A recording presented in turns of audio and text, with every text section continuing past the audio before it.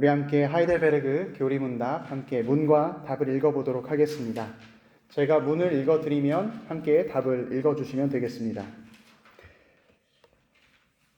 123문 두 번째 간구의 의미는 무엇입니까? 나라가 임하옵시며 라는 간구의 뜻은 다음과 같습니다. 우리가 더욱더 당신께 순종하도록 당신의 말씀과 성령으로 우리를 다스려 주소서. 당신의 교회를 보존하시고 부흥하게 해주소서. 사단의 세력을 부수시며 당신에게 거역하는 모든 세력을 부수시며 당신의 거룩한 말씀에 거역하는 모든 음모를 소멸하옵소서.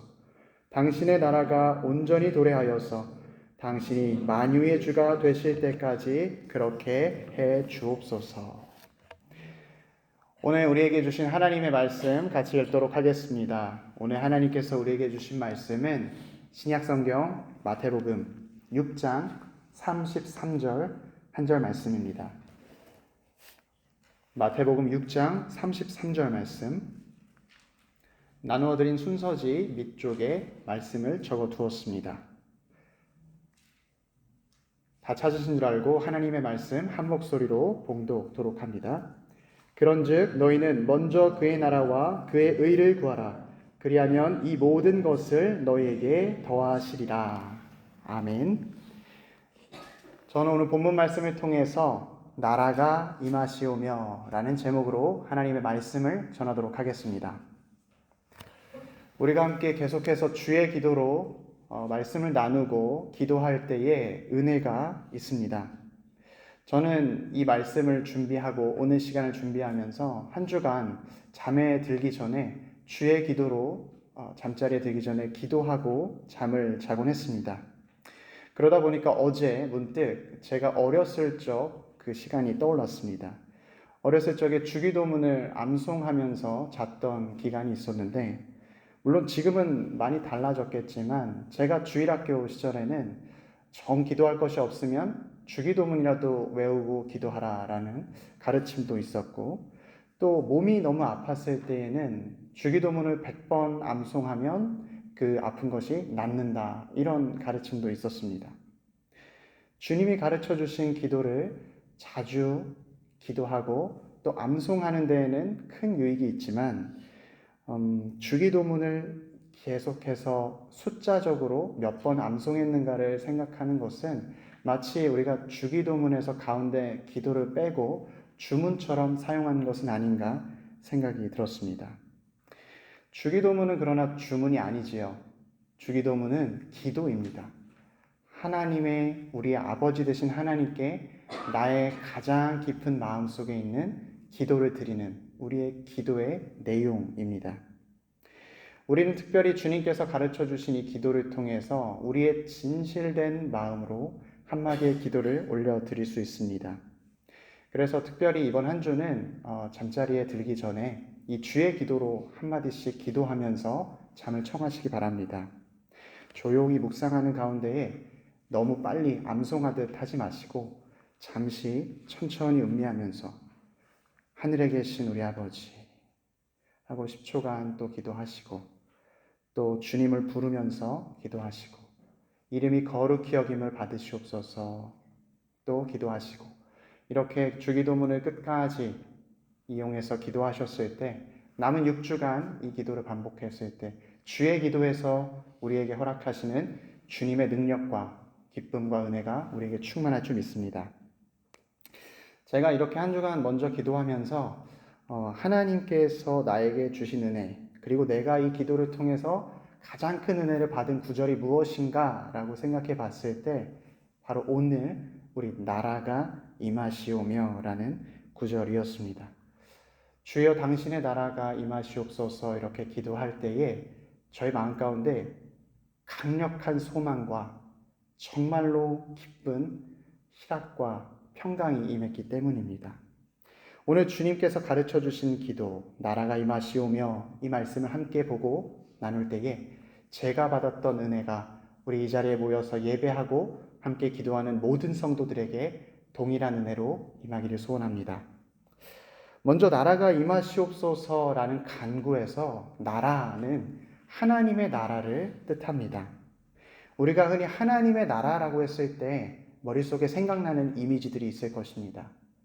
우리가 나중에 생을 마치고 나중에 가게 될 천국, 또 이곳은 황금빛으로 물들어서 모든 것이 다 귀하고 금과 같은 아름다운 곳, 기쁨이 가득한 곳, 또 우리가 고통과 아픔과 질병이 없는 곳, 이렇게 생각하는 것이 하나님의 나라일 것입니다.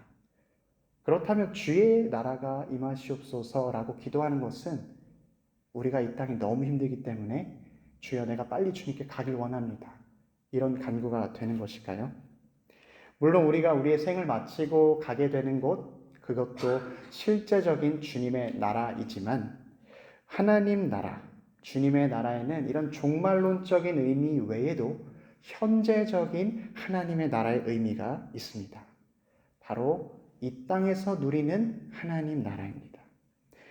예수님께서 공생애를 시작하시면서 가장 먼저 선포하신 설교와 같은 말씀이 있는데, 때가 찼고 하나님의 나라가 가까이 왔으니 회개하고 복음을 믿으라, 이 말씀이었습니다.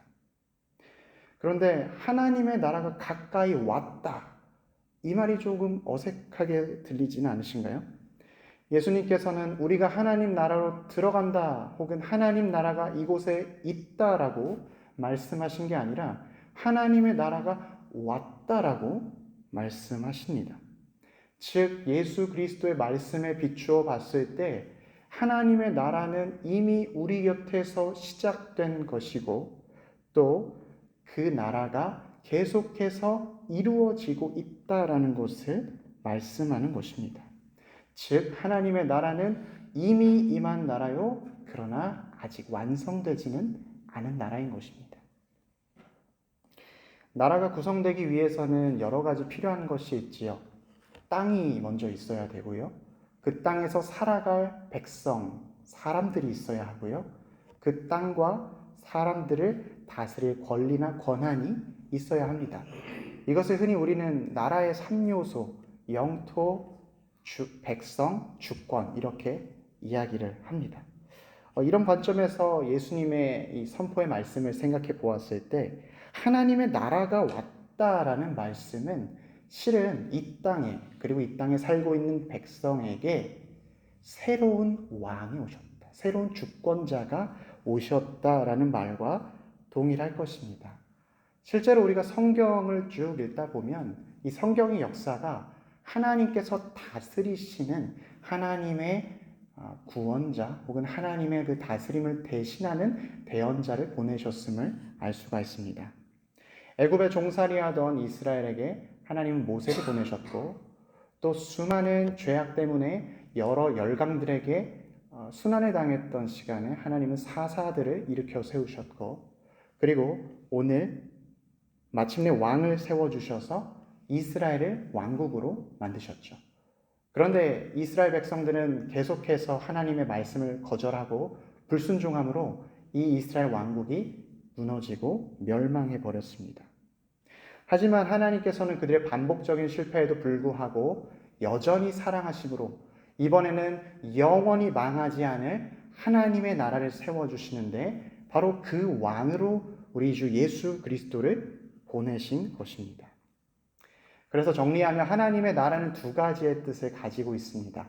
첫 번째는 종말에 우리가 가게 될 아주 실제적인 장소로서의 하나님 나라.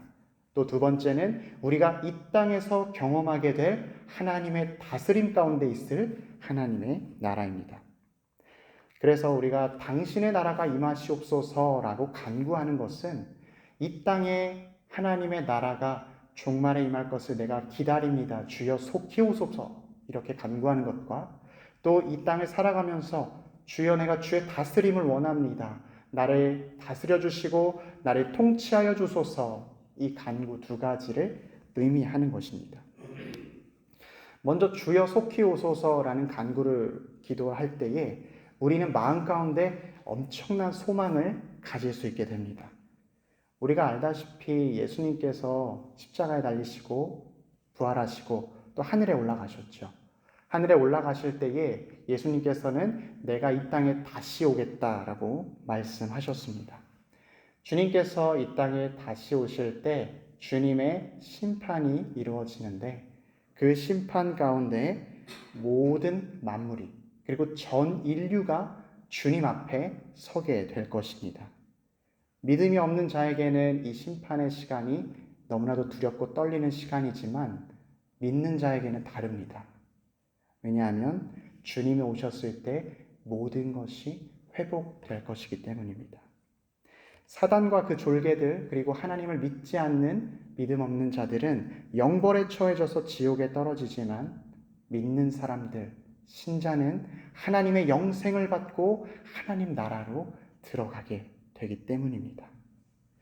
이 땅의 모든 부조리함, 설명할 수 없는 고난과 환난, 또 나의 연약함, 나의 고통, 이 모든 것이 여전히 남아있을 때에 주여 속히오소서라고 간구하면 우리 마음 가운데 주님께서 주시는 위로와 평강과 아버지 하나님의 말씀이 임하게 되는 것입니다. 그래서 우리가 주의 나라가 임하시옵소서라고 기도하는 것은 우리에게 반드시 이루어질 하나님께서 약속하신 것을 이루실 소망의 기도입니다. 그래서 우리는 이 기도를 매일매일 드릴 때에 마치 소풍을 기다리는 어린아이가 내일 밤 빨리 왔으면 좋겠다, 내일 소풍을 빨리 갔으면 좋겠다라는 기대하고 기다리는 마음으로 기도를 해야 할 것입니다. 다음으로 나라가 임하시옵소서라는 간구의 두 번째 뜻은 주여 나를 다스려 주시옵소서라고 간구하는 것입니다.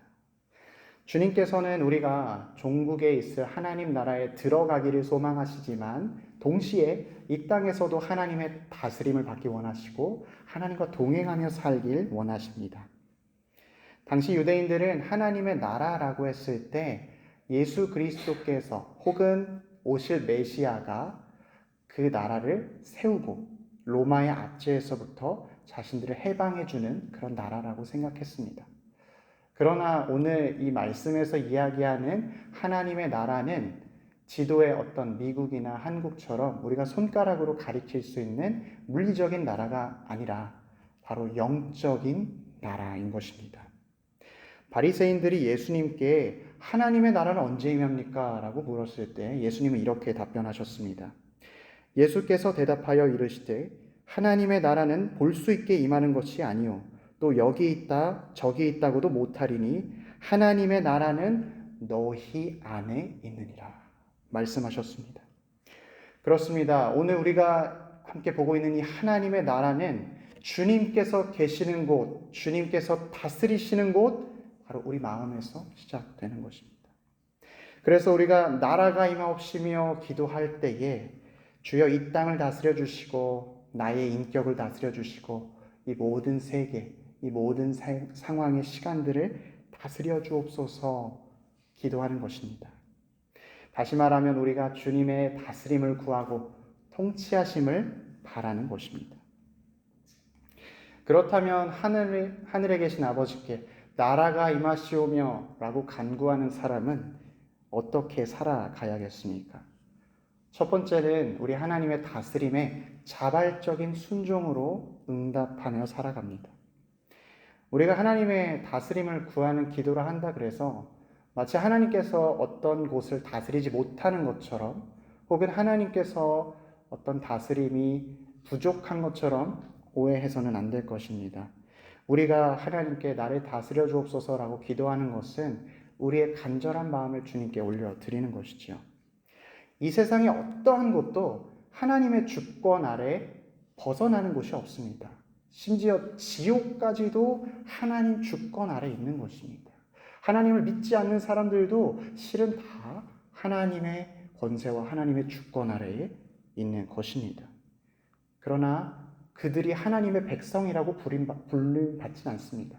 또 지옥이라고 해서 그곳이 하나님의 나라라고 일컬어지지 않습니다. 왜 그렇습니까? 하나님의 다스림을 거부하고 있기 때문입니다. 하나님의 나라를 기대하고 하나님께서 나를 다스려 달라고 간구하는 사람은 하나님의 다스림에 순종하는 사람입니다. 인간은 기본적으로 군림하려고 하지 누군가의 다스림을 받는 것을 싫어합니다. 실제로 아담과 하와가 하나님께 불순종하였을 때에 그들은 자기의 죄를 인정하고 회개하기보다 하나님 앞에 변명하고 자기의 책임을 회피하기 바빴습니다. 주여, 여자가 주어서 먹었습니다. 뱀이 나를 유혹해서 먹었습니다. 이렇게 하나님 앞에 자기의 잘못을 인정하기보다 그 상황을 모면하려고만 했습니다. 이 세상이 그런 것 같습니다. 이 세상에는 누가 책임이 있느냐라고 해서 그 책임이 있는 사람을 벌하려고 하기 때문에 나는 책임이 없습니다. 나는 잘못이 없습니다. 라고 이야기하지만 하나님의 나라는 그러한 나라가 아닌 것이죠. 그래서 하나님께서는 아담과 하와가 불순종하였을 때 하나님의 나라의 원형이었던 에덴 밖으로 그들을 쫓아내셨습니다. 그 결과 모든 인간은, 아담과 하와 이후의 모든 인간은 하나님의 말씀에 순종하기보다는 불순종하는 것이 익숙한 상태로 태어난 것입니다. 그래서 우리는 본성적으로 주님께 반역하고 본성적으로 주님을 따르지 않습니다. 그러나 오늘 주의 나라가 임하시오며 라고 기도하는 사람은 나의 그 본성을 이제는 주의 은혜로 바꾸어야 할 것입니다. 순종을 구하면서 나의 인생, 내가 왕되었던 그 왕좌를 왕으로 오신 예수 그리스도께 내어드리는 것입니다. 우리는 이것을 거듭남이라고 부릅니다. 예수께서 대답하여 이르시되 진실로 진실로 내게 이르노니 사람이 거듭나지 아니하면 하나님의 나라를 볼 수 없느니라. 거듭난 사람만이 하나님의 나라를 볼 수 있고 하나님의 나라에 들어가는 것입니다. 나의 마음 가운데 내가 왕이 되었을 때에는 하나님의 다스림을 받지 못하지만 하나님께 나의 자리를 내어드리고 주여 나를 다스려 주옵소서, 내가 주님께 순종하길 원하나이다 기도할 때에 우리 가운데 하나님의 나라가 시작되는 것입니다. 사랑하는 우리 피스메이커 교우 여러분, 순종하는 삶만이 하나님의 축복과 하나님의 행복을 경험하는 인생입니다. 겉보기에 내 마음대로 살면, 내 뜻대로 내가 원하는 시간에 내가 하고 싶은 것을 하면 행복해 보일 수 있습니다. 그러나 내가 주인된 삶은 끝없는 책임과 불안 가운데에서 살아가야 합니다. 나 홀로 무거운 짐을 다 지고 걸어가다 쓰러져 그제서야 주님을 찾는 인생입니다. 그러나 이미 쓰러지고 넘어졌을 때에는 너무 많은 것을 잃어버렸습니다. 순종하는 삶, 주님의 다스림에 응답하고 나의 자리를 주님께 내어드리는 사람은 진정으로 행복하고 평안함을 누립니다. 하나님의 나라는 먹는 것과 마시는 것이 아니요 오직 성령 안에 있는 의와 평강과 희락이라. 그래서 이 시간 나라가 임하시오며 라고 기도할 때에 우리 주의 다스림을 더욱 구합시다. 내 삶의 왕은 더 이상 내가 아니라 주님입니다. 하나님 뜻대로 순종하겠습니다. 나는 주님의 것입니다. 주여 말씀하여 주시옵소서. 진심으로 고백하길 바랍니다. 우리가 이렇게 고백할 때에 무거운 책임과 또 부담에서 벗어나 참된 기쁨을 누리게 될 것입니다.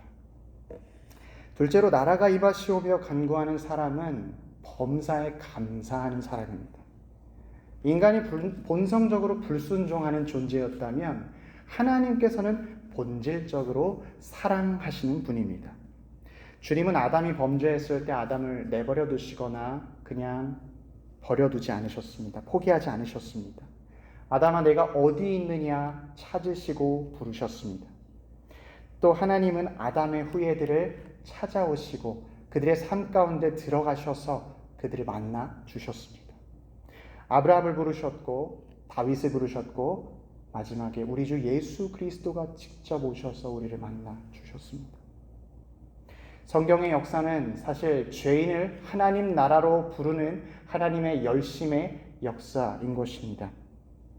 내 뜻에 불순종하고 나를 따르지 않고 나에게 대항하는 사람들을 하나님께서는 포기하지 않으시고 그들을 붙잡아서 하나님 나라로 데리고 들어오시는 것입니다.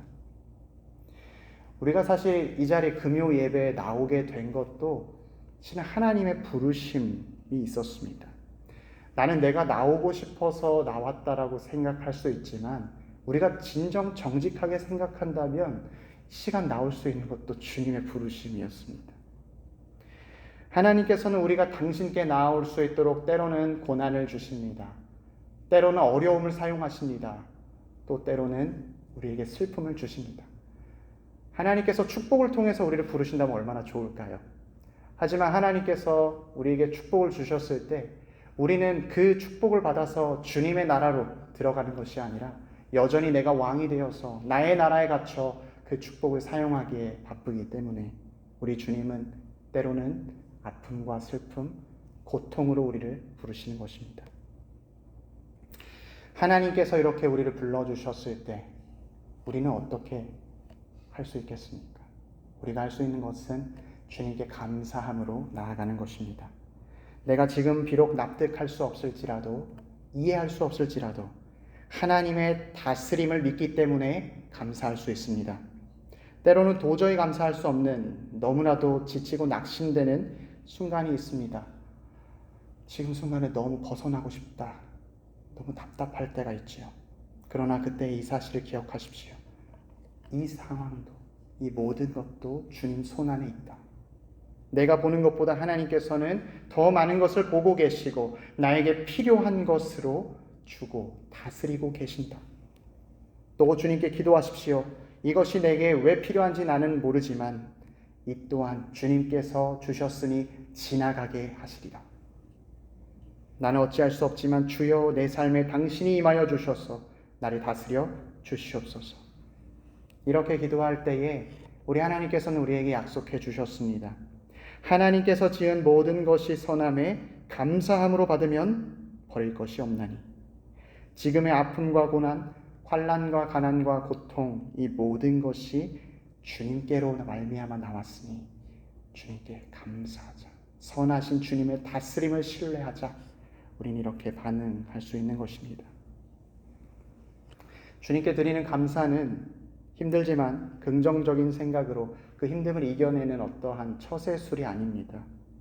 오히려 우리의 영혼을 숨쉬게 하고 그 가운데 하나님의 은혜를 누리는 하나님께서 우리에게 주신 축복의 통로인 것입니다.